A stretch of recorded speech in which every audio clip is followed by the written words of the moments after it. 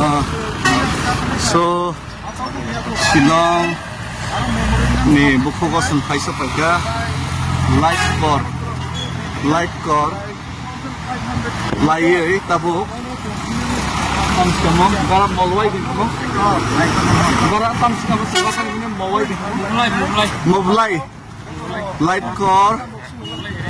core के बाद अभी मोबलाई में कस्टम जहाँ पे कस्टम्स ड्यूटी करती है, जो कस्टम्स गेट है उसी के आसपास हम लोग